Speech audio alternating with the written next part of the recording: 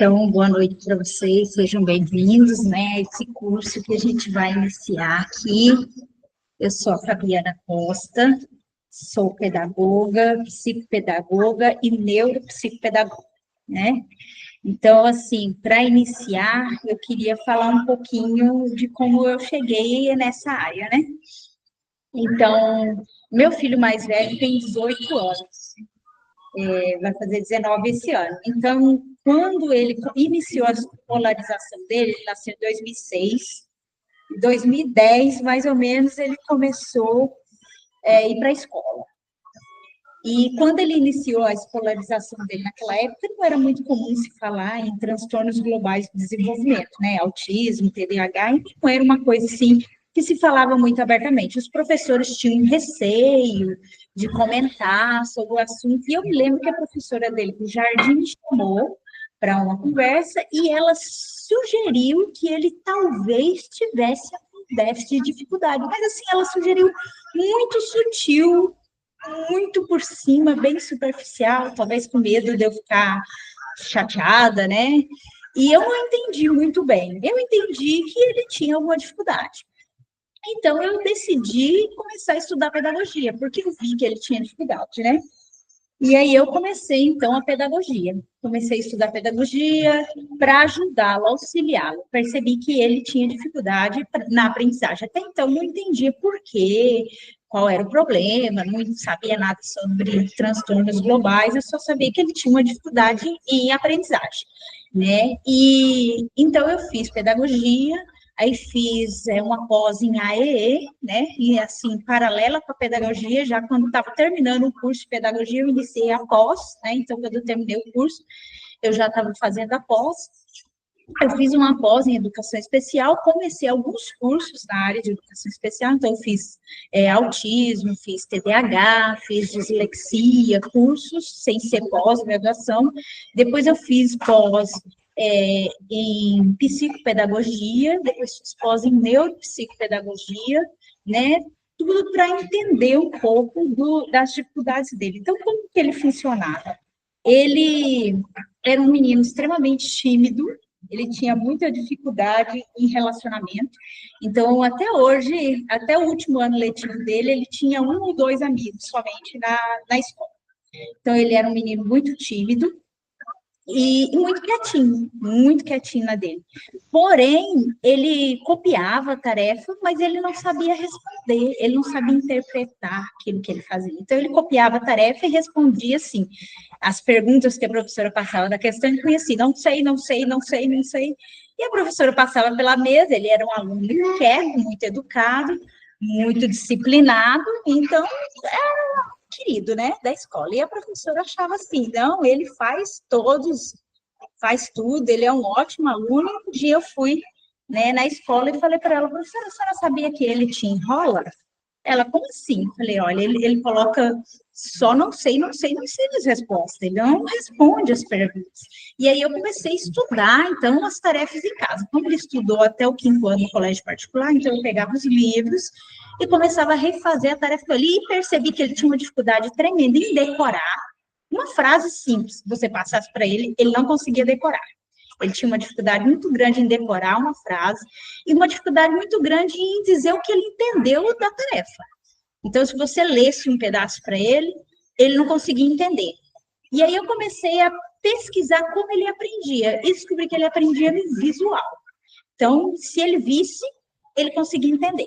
Então, o que eu fazia? Eu pegava os livros, pegava o assunto, procurava figuras na internet, lia o assunto do livro, procurava frases bem simples, curtas, para explicar para ele aquele assunto, mostrava a imagem, explicava com frases simples, e ele, então, conseguia fazer as provas. E assim, então, ele tirava. Dessa forma, ele conseguia realizar as atividades.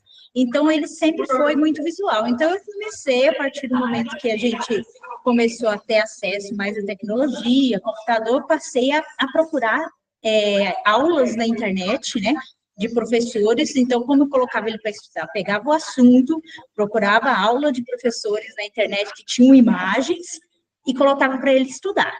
E aí, então, ele conseguia aprender o conteúdo. Então, foi assim que ele desenvolveu o Kung Fu. E foi por causa dele que eu comecei a estudar essa área da pedagogia, essa área de psicopedagogia, e foi por causa dele, então, que eu descobri essa área, né? E comecei a me especializar. E hoje eu tenho uma pós-graduação que eu estou fazendo, né? Na verdade, eu já fiz 5, estou numa próxima futura em autismo, né? Fiz a aba, fiz o curso, né, relacionado à aba, todos os cursos relacionados à dislexia, disgrafia, descalculia, para entender esses transtornos. Hoje eu tenho uma de 5 anos, e imagina só, ela é TDAH, né? Ele, quando eu fui fazer o laudo dele, ele já tinha uns 16 para 17 anos, no laudo dele deu só um déficit cognitivo, inferior para a idade. Né? Então, o transtorno dele era muito leve, ele não teve necessidade de medicação. Ele tem um autismo muito leve, um TDAH leve. Até hoje, se você der 3 instruções para ele, ele consegue cumprir 2, a terceira ele esqueceu. Né? Mas, assim, é muito leve dele, porque eu comecei o desenvolvimento dele cedo, aos 5 aninhos, então ele não precisou de medicação. Como ele era um autista nível 1, ele não entrou na medicação. Já a minha filha mais nova, a Esther, ela tem 5 anos hoje, ou 6 anos hoje, ela é hiperativa. Então, o caso dela, já com 3 aninhos, os professores já alertaram logo. Essa daqui tem um problema, mãe. Então, como que eles descobriram? Primeiro, ela fala compulsivamente, ela não para de falar. Então, geralmente, os TDAH imperativos, eles falam muito, e ela fala em excesso. Se você não responder, ela vai continuar falando. Não precisa de nem falar com ela vai falar do mesmo jeito. E tem uma ansiedade muito grande, e ela tem uma necessidade muito grande de permanecer com algum objeto na mão. Ela tem estereotipia, né? Além da hiperatividade muito grande. Então, ela incomoda. Quando a criança é hiperativa e incomoda, é mais fácil de ser detectado que ela tem algum transtorno, né? Então, ela não para quieta, ela não senta, ela se perde, ela começa uma tarefa e se perde, não é isso? Então, aí é mais fácil do professor dar o alerta. Como o meu filho mais novo, ele era muito quietinho, e esses quietinhos, geralmente, são aqueles que demoram a se identificar o transtorno. Por quê? Porque eles são os queridinhos da escola, né? Eles entram mudo, saem calado, ninguém vai perceber que eles têm um problema. Vai perceber, talvez, quando eles começam a tirar nota baixa, quando eles começam a ter... Mas a professora dele, do pré, era uma senhora já. Então, como ela era uma mulher muito experiente, de muitos anos de profissão, ela já estava aposentada e ela trabalhava na escola porque a escola era do filho dela. Então, ela já era uma professora experiente. Por isso, ela detectou que mesmo ele sendo quietinho, tranquilinho, ele tinha algum problema. Ela alertou que ele tinha algum problema e foi por causa dela que eu comecei a estudar e desenvolver ele, porque até mesmo no SUS, hoje, se é difícil de conseguir um tratamento, imagina em 2005, 2010, né? Não tinha assim muito, não era muito fácil você achar um psicólogo, um psiquiatra, um neuropediatra para fazer uma avaliação dessa. Inclusive, a avaliação mesmo da minha filha, quando eu fui fazer, eu não consegui pelo SUS, eu paguei, né? Foram R$ 3.000 para fazer a avaliação. Então, são tratamentos realmente que são mais caros. E se a gente detecta os sinais, os pais, os professores, a gente conseguir intervir, muitas vezes a criança chega a não precisar da medicação. Então, eu preparei aqui alguns slides, eu vou entrar com eles aqui. Vocês estão conseguindo ver a tela? E a tela está aparecendo aqui para vocês? Ótimo. Então, vamos lá. Transtornos globais do desenvolvimento é o tema do nosso curso, uma compreensão e uma abordagem para pais, professores e líderes escolares. Então, vamos lá. O que são os transtornos globais do desenvolvimento? Então, vamos lá. É um termo que é utilizado, né, para falar de alguns transtornos neurológicos que afetam o desenvolvimento global das crianças, né? Então, inicia na fase de criança, inicia na fase de criança e provavelmente vai permanecer enquanto adolescente e adulto. Geralmente, se toma medicação, se entra com a medicação, é muito difícil se retirar a medicação. né? Porque ninguém cura de um autismo, de um TDAH, não é algo que é curável, porém é algo que pode se minimizar os impactos. Foi o caso do meu filho mais velho, né? Como era um grau bem leve, e eu consegui intervir, né, com a ajuda do Senhor, primeiramente, e com os estudos que eu fui iniciando lá, tudo bem? Deu para desenvolvê-lo, né, e ele conseguir ter uma vida normal hoje. Então, o que? Eu coloquei aqui um cérebro para vocês verem algumas partes que são afetadas, né?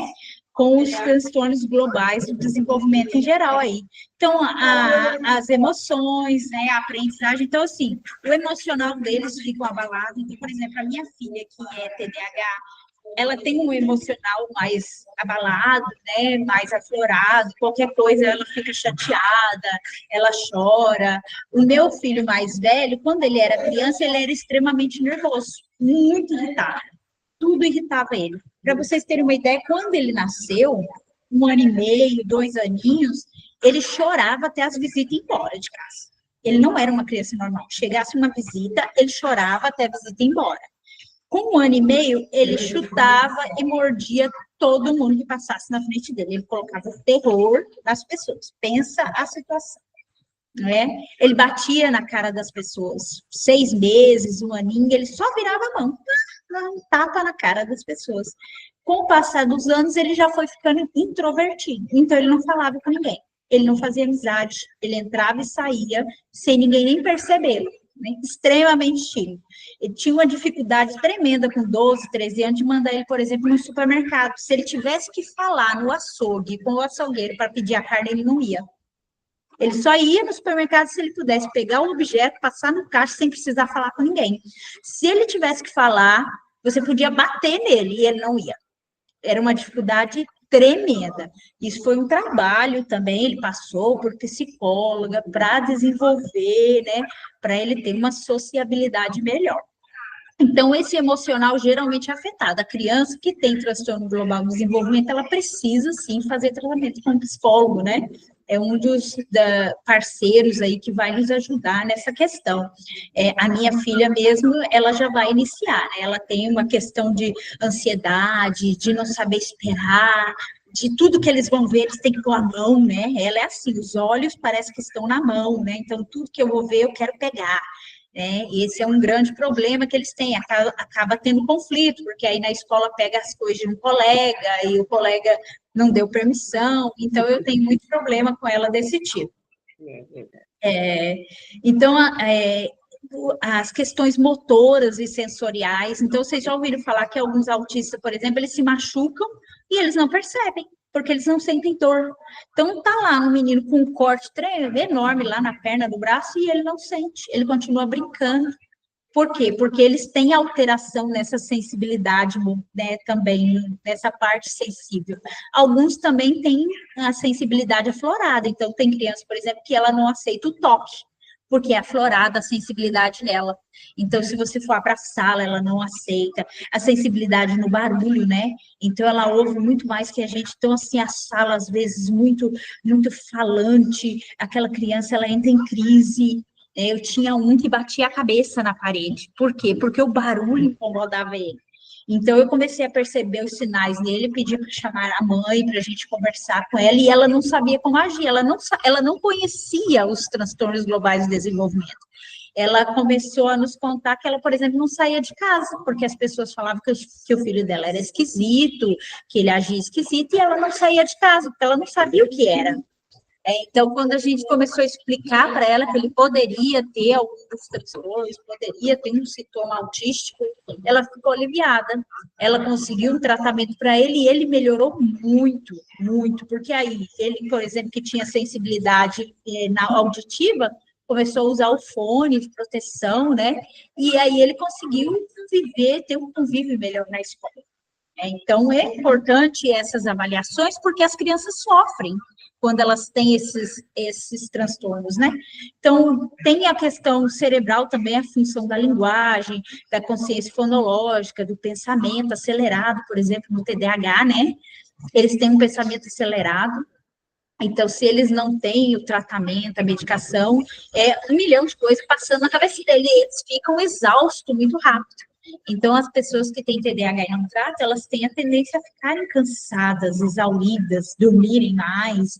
Às vezes a pessoa fala assim, nossa, aquela pessoa é uma dorminhoca, mas é porque ela tem TDAH, ela não trata e ela cansa. O cérebro dela cansa muito, porque ele pensa um milhão de coisas ao mesmo tempo, né? Então, a comunicação, então tem criança, por exemplo, que um grau mais severo, ela não fala, ela precisa de uma comunicação alternativa, e isso é muito importante, gente, porque é um sofrimento muito grande. Eu trabalhei com um aluno que ele era um autista não verbal. Pensa o sofrimento, tanto para ele quanto para nós, para trabalharmos com ele. Para convencermos os pais dele a levar ele para um tratamento ABA, porque ele não falava, então, quando ele estava feliz, o que ele fazia? Nos beliscava. Quando ele queria ir no banheiro, ele beliscava. Quando ele queria comer, ele beliscava. Tudo ele beliscava. Era a forma dele se comunicar. A gente não aguentava mais levar beliscão, né? Todo momento a gente levava um beliscão dele, porque era a forma que ele tinha de se comunicar. Porque não havia sido ensinado para ele uma alternativa.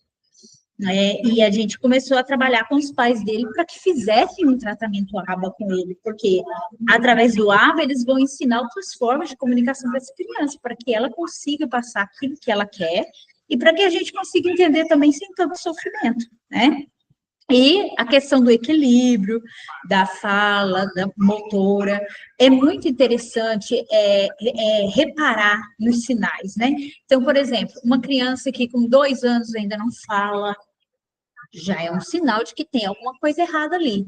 A criança muito mole, 6, 7, 8 meses, ela ainda é muito mole, ela não consegue ficar sentada, ela não tem equilíbrio, tem que ter um alerta. O meu filho, por exemplo, mais velho, ele começou a andar com quase 2 anos. Eu cheguei na época a levar no pediatra, mas ela disse que era normal, né? Mas não era normal. Depois do estudo, com os estudos que eu fui fazendo, percebi que era um sintoma de que ele já tinha um problema ali, né? Mas o problema dele, no caso, era um problema leve, que conseguiu uma intervenção ajudá-lo, mas ele tinha, porque ele começou a falar com mais de 2 anos, ele começou a andar com mais de 2 anos, isso não é normal, né? Então, a gente tem que olhar esses sintomas, por isso é importante a pré-escola, as crianças lá 4, 5 aninhos, porque ali eles vão desenvolver a coordenação motora. Às vezes os pais pensam assim, eles vão lá só para brincar. O brincar deles é o desenvolvimento da coordenação motora. Nós vamos ver isso em algumas aulas mais para frente. Por exemplo, o movimento de pinça para a criança escrever, ela vai desenvolver através do brincar, do pular, do andar, né, em cima de uma linha reta, por exemplo, do jogar bola, isso tudo vai auxiliar ela depois ter coordenação motora para escrever. Então, por que nós estamos tendo muita dificuldade hoje, por exemplo, nas escolas, com as crianças com letra feia, que não tem coordenação motora, não sabe pegar no lápis, porque as crianças não brincam mais. Elas vivem como? Em internet, em celular, tecnologia, né? E a tecnologia não desenvolve aquilo que precisa para a criança aprender a ler e escrever. Uma criança típica, uma criança que tem o seu cérebro perfeito, com 3 meses, a partir dos 6 anos, em 3 meses ela consegue aprender a ler e escrever. Se ela passou por todo o processo de desenvolvimento.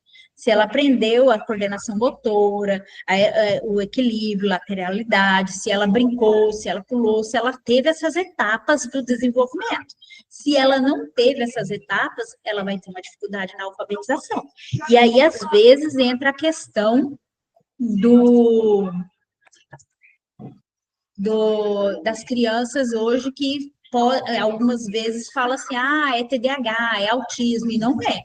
É um déficit mesmo, só porque ela não teve aquelas habilidades desenvolvidas. Por isso é importante o nosso trabalho, né, como psicopedagogas, como neuropedagogo, porque nós vamos fazer uma intervenção para ver se é realmente um transtorno global do desenvolvimento ou somente um déficit que aquela criança tem devido ela não ter desenvolvido as habilidades, né? Aí, algumas características gerais dos transtornos globais do desenvolvimento, né? Então, tem dificuldade na comunicação, verbal e não verbal, então ela não olha no olho, ela não faz amizade, né? Interação social é antissocial, não tem muitos amigos, não quer conversar muito com as pessoas, tem comportamento repetitivo, ou balança os braços, balança as pernas, ou sacode o corpo, né? Tem resistência à mudança de rotina, e aqui entra uma questão. Essa resistência à mudança de rotina, para uma criança típica, já é difícil você mudar uma rotina para ela. Uma criança atípica é muito mais difícil. Então, nós temos que tomar cuidado com o que a gente acostuma aquela criança atípica a fazer. E aí entra a questão da tecnologia, né? A tecnologia em excesso, ela já é ruim para a criança típica. Para a criança atípica, ela é pior ainda. E se ela criar uma rotina, para você tirar ela da rotina, dá muito trabalho. Muito trabalho. Deixa eu ver aqui, tem alguém querendo entrar. Deixa eu ver aqui.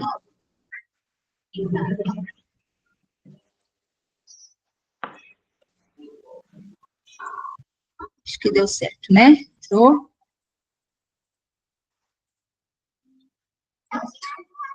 Deixa eu voltar lá para a nossa tela. Então, é uma coisa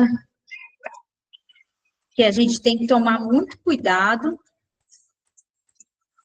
porque se você acostuma a criança com uma rotina, e é uma rotina errada, para você retirar ela dessa rotina vai dar muito trabalho.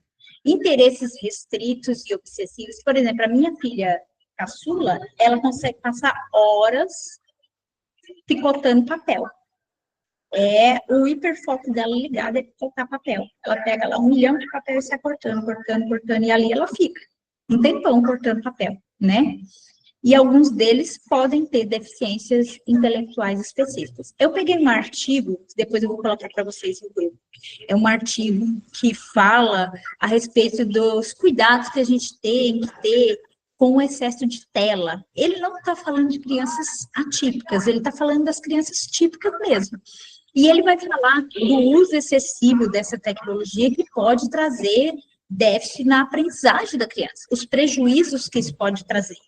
Então, ele fala que, por exemplo, crianças de até 2 anos, elas não deveriam, de forma nenhuma, ser expostas a telas. Então, os CMEs, eles não deveriam ter televisão, por exemplo, para crianças até 2 anos. Não deveria. Tem alguns CMEs que eu sei que tem, né?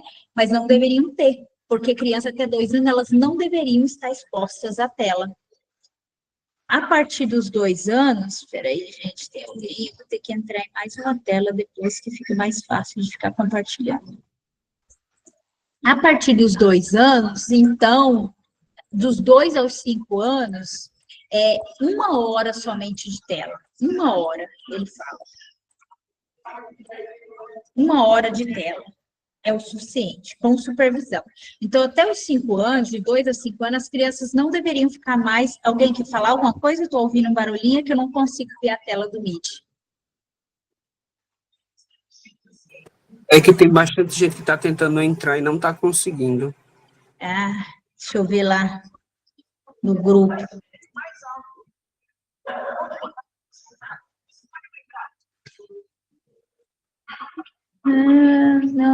Não vi, estou aguardando autorização para entrar. Quem estava aguardando a autorização conseguiu entrar? Eu estava aguardando, mas já consegui. Então tá bom. É porque a próxima vez eu vou entrar mais um dispositivo que eu estou só na tela do computador e aí eu não consigo ver quem está tentando entrar, só quando eu ouço o barulhinho aqui. Então vamos lá. Vai dar mais certo. Então, esse artigo, ele fala, então, sobre o impacto dessa tela. Por exemplo, o impacto emocional e social. Então, as crianças, elas ficam mais impactadas com essa questão, mais nervosas, viciam, tá? Esse artigo, ele vai falar do vício na tela. Então, às vezes, a gente se preocupava antigamente, principalmente, se preocupava muito com os filhos na rua, porque poderiam viciar em crack, em maconha, nas drogas em geral. E hoje, os pais pensam assim, por estarem com seus filhos dentro de casa, tá tudo bem, né? Então, não tenho nenhum problema, meu filho estando dentro de casa, então tá seguro. E ele fala ele vai falar nesse artigo que não, na verdade, não está tudo bem só porque o seu filho está dentro de casa. Eles podem se viciar na tecnologia se você permitir. Se você deixá-lo constantemente na tecnologia, ele pode viciar. E isso é um vício igual às drogas. Lá nos Estados Unidos, inclusive, já tem clínicas que tratam adolescentes viciados em tecnologia, né? Nós tivemos uma reportagem há um tempo atrás de uma mulher que estava viajando de avião com sua filha e, claro, como vocês sabem, no avião precisa desligar o celular, né? E no momento que essa mulher tirou o celular da filha, de 12 anos, para desligar, ela surtou dentro do avião. Ela literalmente surtou.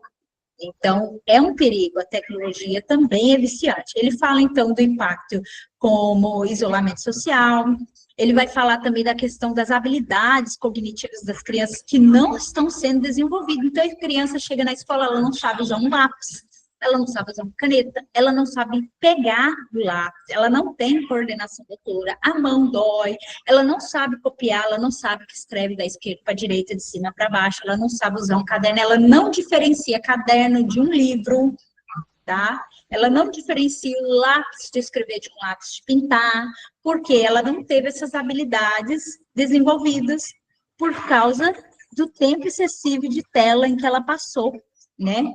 Tempo excessivo de tecnologia. E, que nem eu falei para vocês, algumas crianças chegam nas clínicas, ela está com suspeita de TDAH, e quando ela faz a intervenção com a psicóloga, com a neuropsicóloga, ou com o psicopedagogo, se descobre que ela só tinha um déficit. Ela não tinha nenhum problema de transtorno global do desenvolvimento, ela não teve desenvolvimento. Por quê? Porque ela passou um tempo excessivo na tela. Então, eu vou pôr o artigo depois na íntegra para vocês verem, ele fala da importância do brincar. Então, muitas vezes, as pessoas, os pais hoje pensam assim, vai na escola, no CMEI, por exemplo, vai lá só para brincar, só perder tempo. Não, esse brincar desenvolve as habilidades necessárias para a criança ser alfabetizada.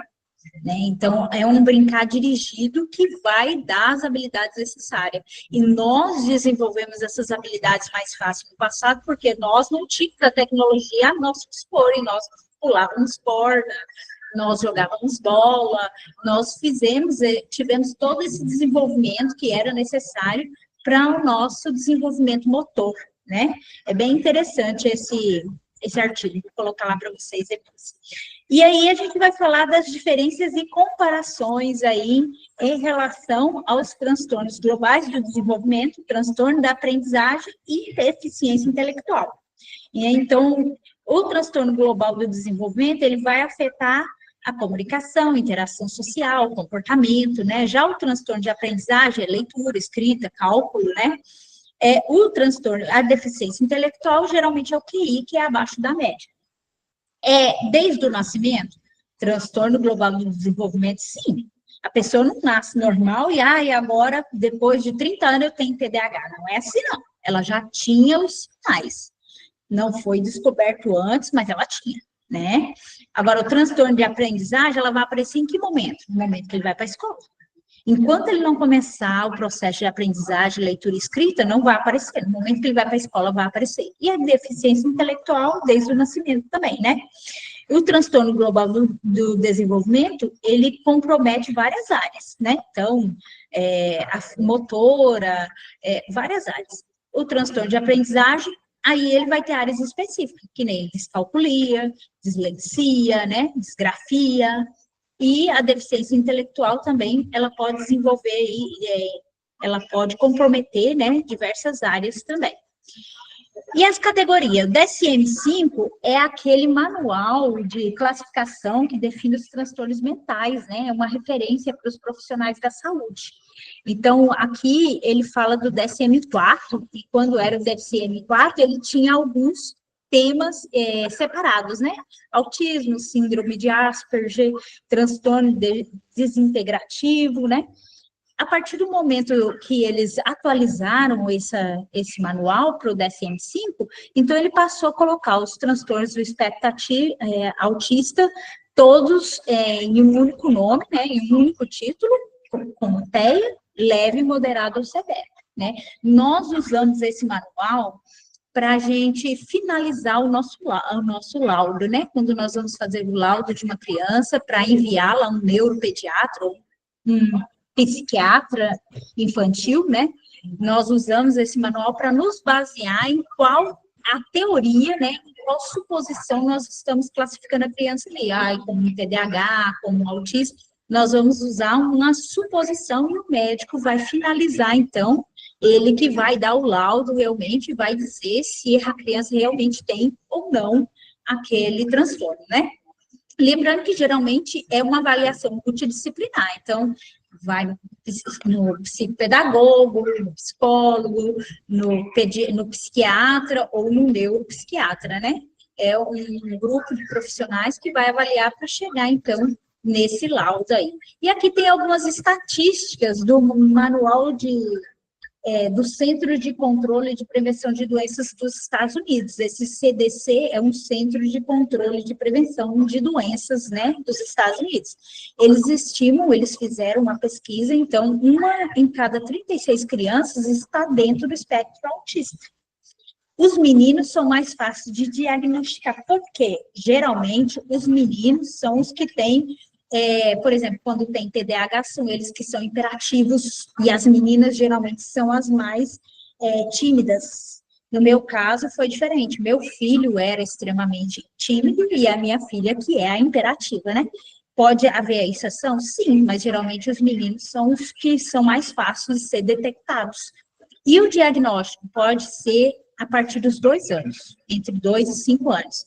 Se você está vendo que já tem algumas características ali, você leva num pediatra que ele fala assim, não, espera mais um pouco, procure outro profissional, procure opinião de outros profissionais, porque às vezes a demora na intervenção pode causar, pode aumentar, né, aqueles sintomas de forma que a pessoa venha a precisar do medicamento. Se é um grau leve, muitas vezes ele pode se desenvolver a ponto de não precisar usar os medicamentos. Embora os medicamentos, eles auxiliam muito, tem muitas pessoas que falam mal dos medicamentos, né? Meu marido, ele é autista, ele é TDAH, ele faz o uso do medicamento, e ele necessita, o medicamento faz toda a diferença na vida dele. Se ele não usasse os medicamentos, ele tem extremas, é muito diferente, é nítido a diferença nele quando ele está medicado e quando não está medicado. Então, as medicações, elas são necessárias. Quando necessárias, elas são importantes, elas devem ser usadas como?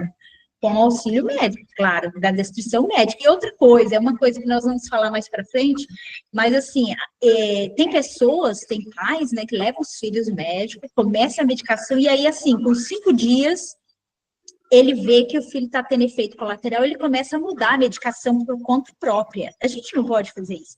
Toda medicação tem um efeito colateral, e às vezes é 15 a 20 dias que dura o efeito colateral para o medicamento começar a fazer efeito.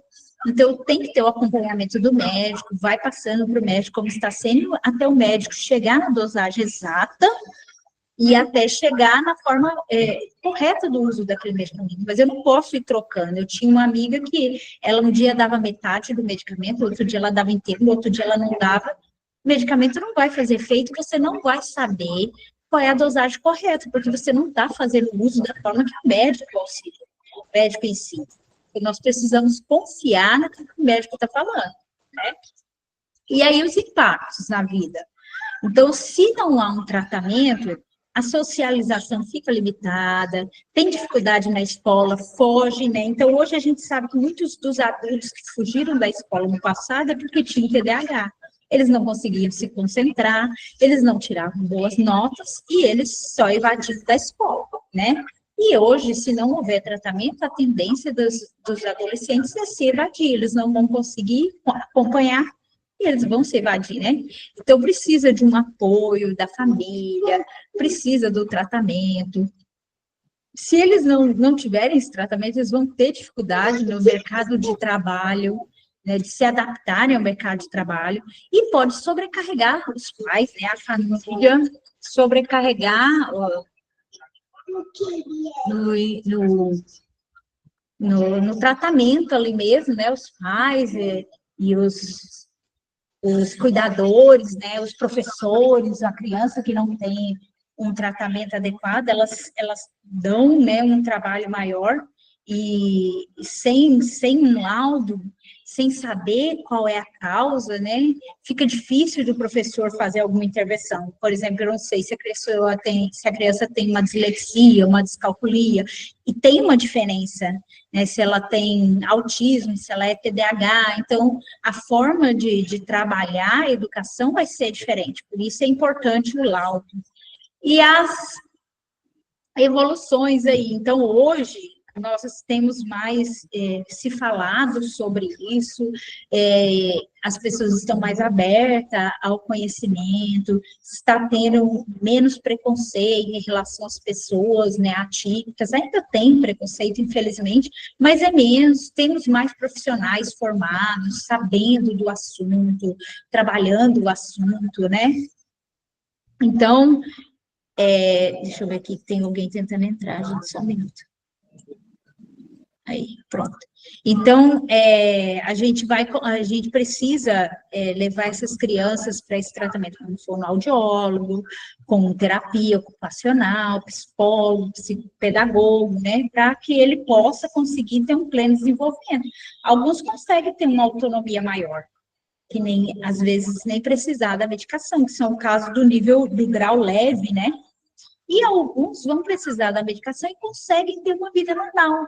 Outros, num grau mais severo, talvez eles vão necessitar do apoio ao longo da vida deles inteira. Porém, ainda assim, eles conseguem ter um desenvolvimento. Porque essas crianças em grau mais severo, se a gente trabalhar alguma autonomia, elas conseguem ter, por exemplo, de comer sozinho, se vestir sozinho, né, de sua auto-higiene, então já alivia o fardo daquele que cuida e dá uma autoestima para a pessoa que tem o transtorno, né? E aí algumas expectativas de hoje, né? Nós temos hoje muita tecnologia para trabalhar a questão, tem a intervenção ABA, que é muito boa, para o nível 3, principalmente, né, do autista mais severo, dos transtornos mais severos, daqueles que precisam de uma comunicação alternativa, é muito legal o ABA. A inclusão na escola, que ainda precisa melhorar, né, porque tem essa inclusão, mas, assim, mais no papel, a questão de ter um auxiliar de sala ali para ajudar o professor a fazer essa intervenção é muito importante, mas os pais, tendo maior conhecimento, eles podem fazer isso, né? Eles podem desenvolver seus próprios filhos.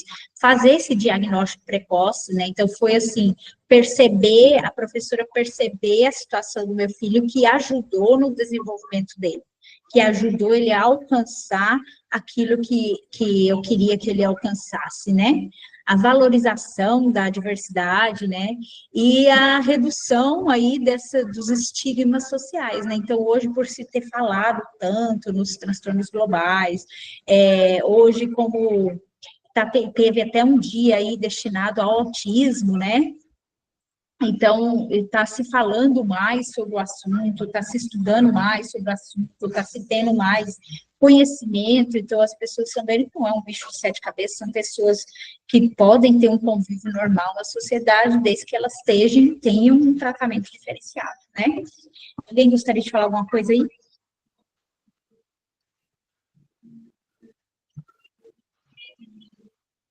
Comentarem alguma coisa? Vocês são professores, são pais, têm filhos na área? Eu sou professora. Ah, que bom. Professora pedagoga? Sim, de 0 a 2 anos. Ah, eu fiquei só 15 dias de 0 a 2 anos, não dei conta. Adoro. Eu prefiro alfabetização, eu adoro alfabetização. Não, eu prefiro os meus pequenos. Ah, legal, eu fiquei com eles assim. Eu estava me sentindo mais mãe do que professora. Tá. Isso a gente não pode falar que não seja desse jeito. Né? É muito. É o que a gente sente mesmo. Mais mãe do que professora. Mas, enfim, né? Lindas, tem que ter alguém para auxiliar os pais. É muito faz importante. dó quando eles chegam ali chorando, todos chorosos, né? Grudam em você e, ai, quero minha mãe, tadinha. E aí você vê a evolução deles, né? É muito bom, é gratificante. E é isso, essa evolução que vai levar eles para uma alfabetização mais fácil, né? Facilitadora. É esse desenvolvimento. Às vezes os pais pensam assim, tem professor para o meu filho de 1 ano e meio. O que essa professora faz? Acho que a gente não faz nada, né? Não. Mas é o desenvolvimento ali que vai levar ele lá na alfabetização a se alfabetizar mais rápido. Eu tinha criança que com 2 meses estava lendo. 2 meses estava lendo. Quando ele pegava assim, ó, ele ia. Por quê? Porque ele teve todo o processo bem feito. É verdade. A gente vê isso em muitas crianças que já saíram da nossa SEI. É muito bom. Exatamente, excelente. É muito bom. Então é isso, gente. Aí, a partir da semana que vem, a gente vai falar específico de cada um dos transtornos. Então, vamos falar um pouquinho do autismo, do TDAH, da dislexia, da descalculia, né? O que a gente pode fazer para auxiliar, né? Tem alguns materiais que a gente pode utilizar, inclusive tem alguns cursos que vocês podem fazer para adquirir esses materiais, são muito legais, né? Eu tenho esses materiais, na verdade, eu fiz todos esses cursos, adquiri esses materiais para usar com a minha filha, que tem TDAH, né? No momento, o laudo dela está só faltando fechar com um neuro, porque um neuropediatra é muito difícil de encontrar. Aqui na região é quase impossível, até pago, é muito difícil de encontrar. Então, eu estou atrás desse meu pediatra para validar o nome dela, para começar a intervenção dela, né? Mas a intervenção psicopedagógica eu já estou fazendo com ela, para que ela consiga, então, aprender a ler e escrever. Se vocês tiverem dúvida, quiserem fazer alguma pergunta, o nosso tempo aqui no Meet vai terminar. Mas eu vou abrir lá o grupo, se vocês quiserem colocar alguma coisa, quiserem sugerir algum tema que vocês queiram aprender, vocês podem colocar lá para a gente estar interagindo. Vou colocar depois o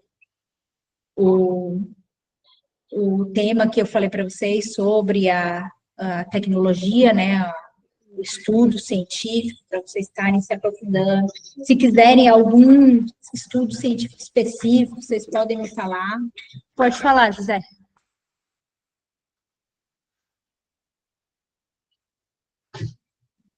José, pode falar. Você queria falar? Desculpa, eu estava falando e o microfone estava desligado.